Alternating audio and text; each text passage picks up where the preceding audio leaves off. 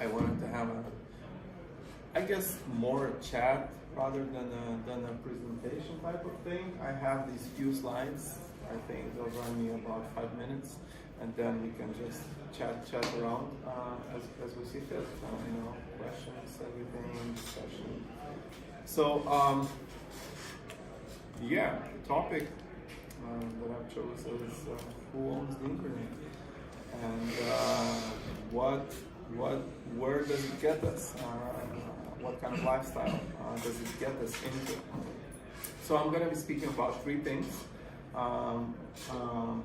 About the internet, what's broken with it today, how to fix it, and how is this industry fixing it.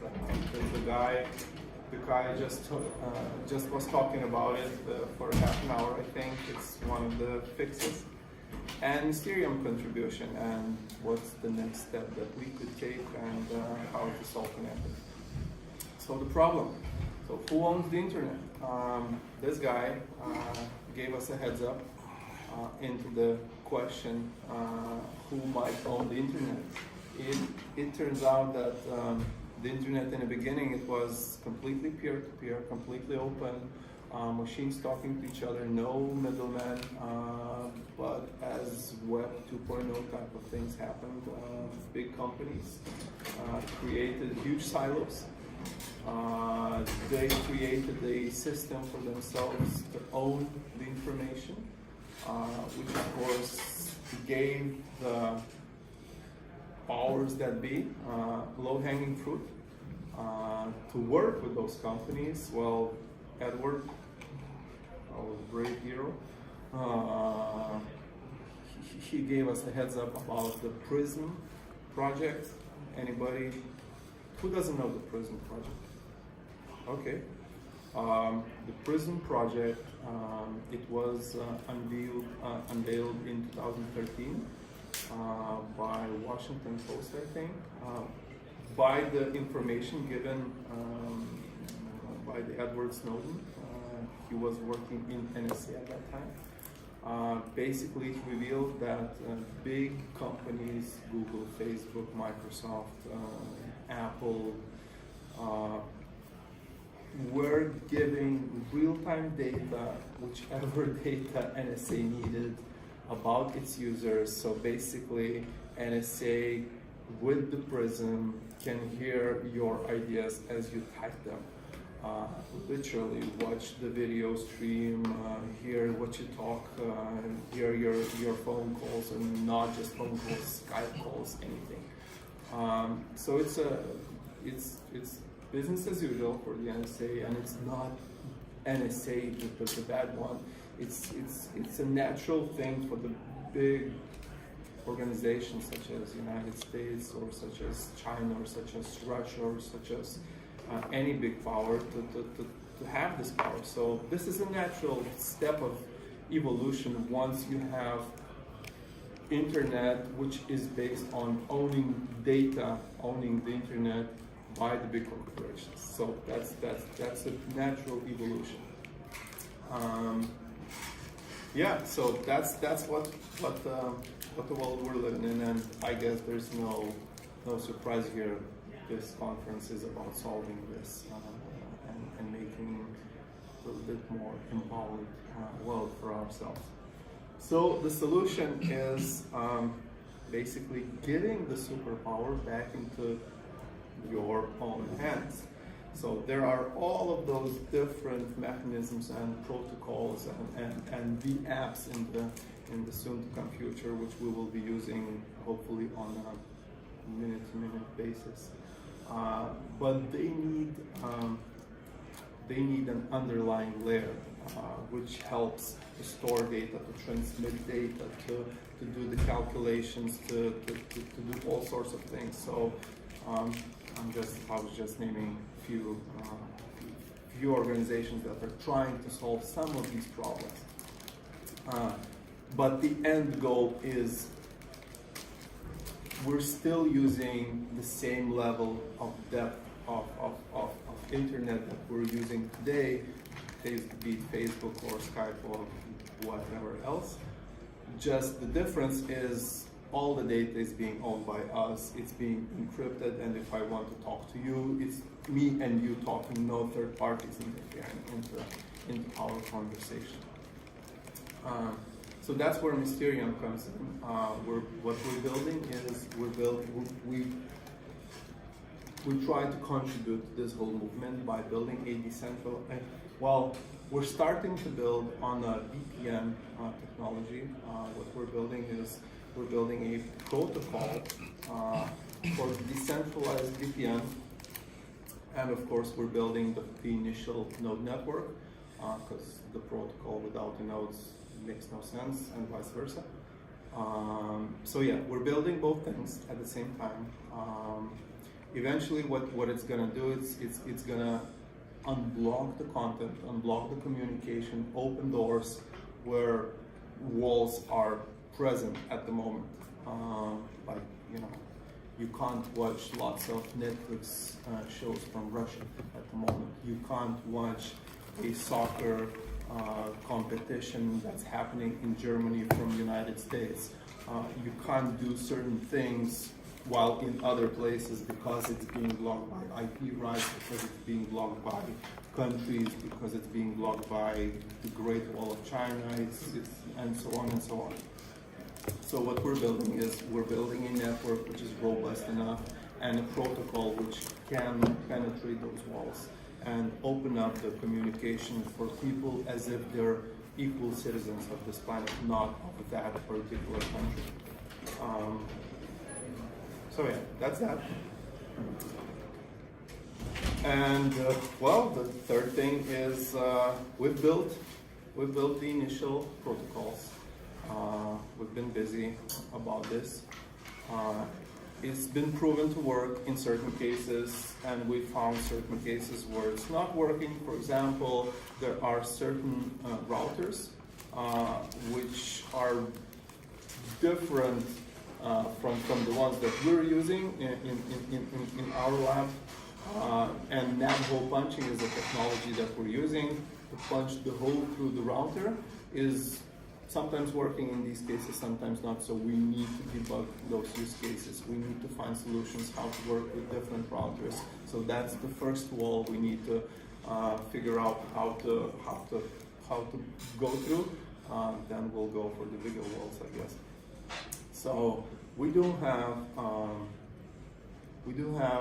built a node into the Raspberry Pi. We do have built a node into Mac iOS, into Windows, and into Linux.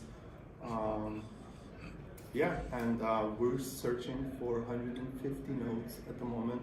I don't know how far we are, around 80 something. Yeah, that should give us enough spread to push the limits of existing technology, to debug, to improve upon what we've learned for another month or so.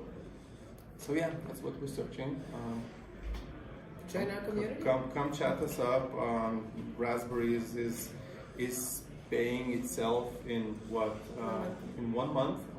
Raspberry costs around 40.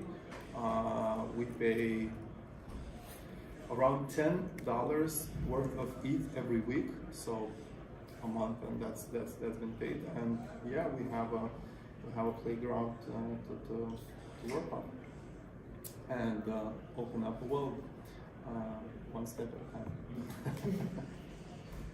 So yeah, that's that. What's broken is the confusion. Who owns the internet? I think you should own the internet.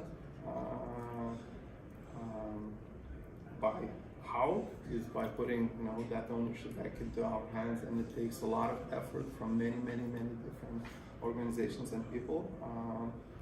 And yeah, and for us, it's simple. We're searching for the first initial nodes. So yeah, chat us up. Meet us at the table. So there's a typical question that you must have heard before many times. How do you prevent the person running the node to scope on my traffic by doing the packet inspection or putting a man-in-the-middle software between my traffic and the internet? Mm-hmm. The whole traffic is encrypted between you and the node.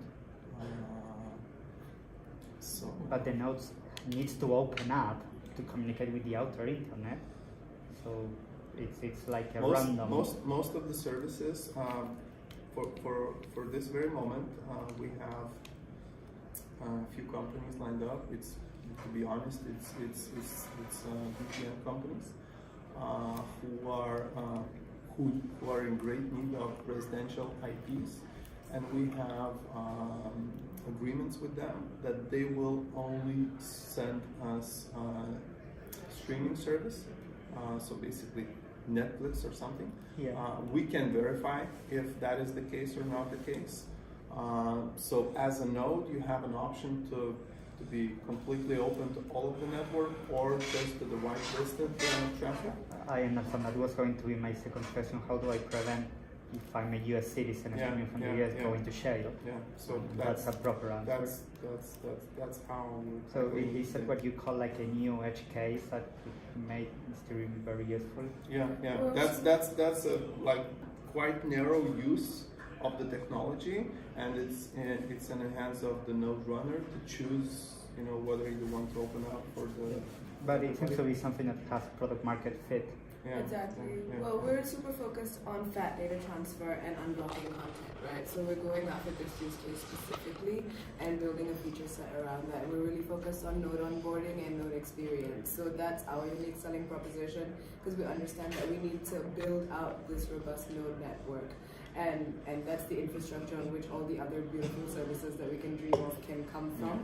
But right now, we're in grind mode, getting nodes into homes, on Raspberry Pis, on your laptop. So if we're thinking about referral programs, if you guys have any ideas, if you have communities that you can bring to the table, that's our goal, to get as many nodes running as possible within geographies of our of strategy for this particular use case. Because unblocking doesn't work without sufficient and robust network of nodes.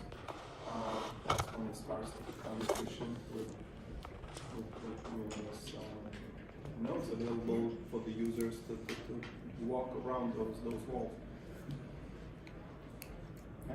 Any questions? Anyone have thoughts? I have a question, because when I say this, please take it in the right light. I'm a dumb American. I don't understand what's out there. They've brainwashed me, they've shielded me from the world. And I want to know what's out there. What's the other content? What's the content I can't see? What's the stuff they don't want me to know? It's all firewalled to me, and I want someone to take my hand and let's have some fun and go see things I'm not supposed to see. Like, get me where I can't go. I'd pay money for that. Like, take me on a tour, Does that make sense? Or am I stupid? Yeah. Well, I am. But anyway, moving on. But does that make sense? It's like, I think that is a total revenue stream for you guys. Yeah, it could be. It's a service.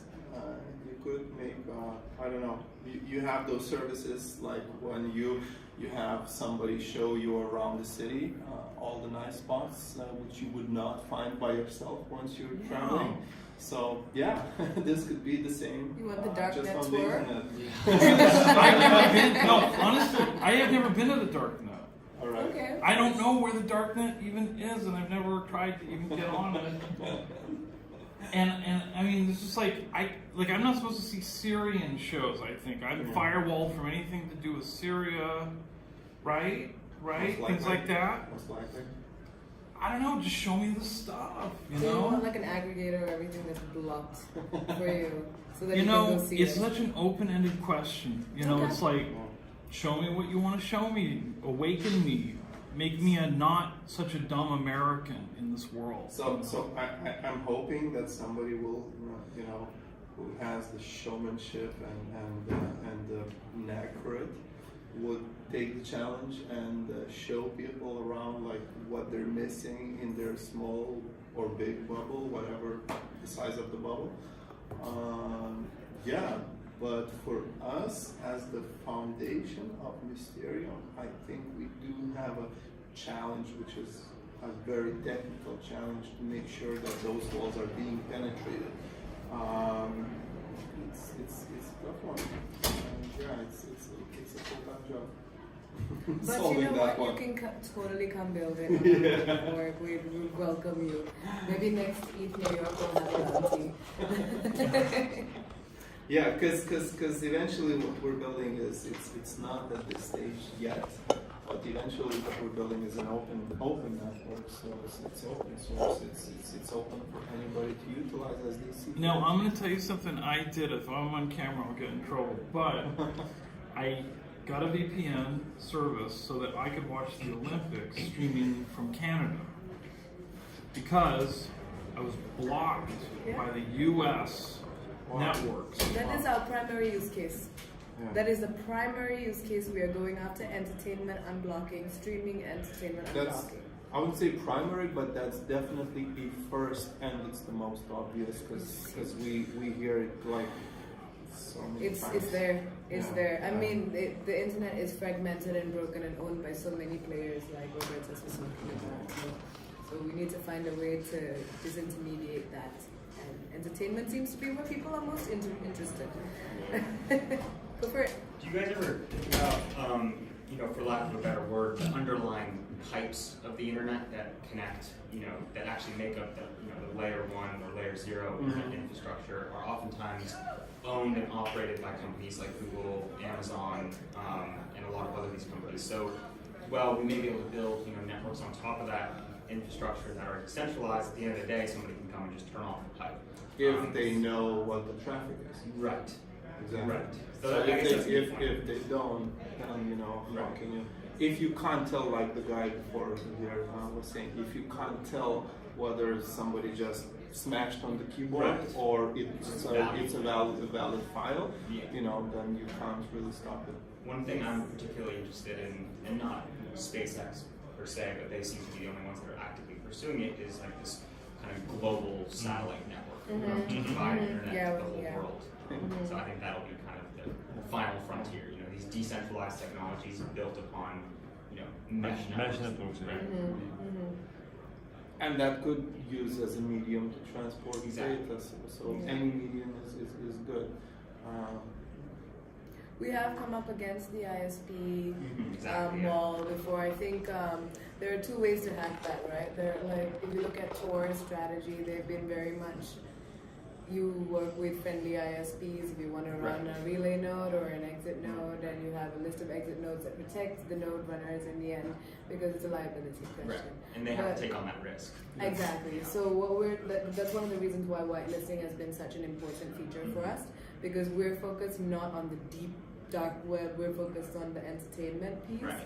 And that gives us a lot more opportunity to go for mass node adoption instead of having a much harder conversation around privacy. Because as much as we care for it, we need to get there step by step. And if you look deeper, underlying technology is still the same. So basically, it can be used for the deep things, but of course, the first use case and the most sought for is the entertainment. Right. So come chat us up. Come talk to us. We've got a booth. We're selling Raspberry Pis. Join the community. Or just download it on your Mac or whatever. It's working. Yeah. Yeah. We really want you to buy Raspberry Pis because they're very stable, though. Yeah, they are by far So that's better. our preference, but you do you. Amazing. Yeah. Thank you. Thank you. Yeah, you can download the Raspberry image from our website, so it's ready to go, and we've got instructions as well. So we just preloaded them, so it's easier for you guys. Perfect. It's plug and play. Yeah. Awesome. Thank you. Thank you very much. Thank you.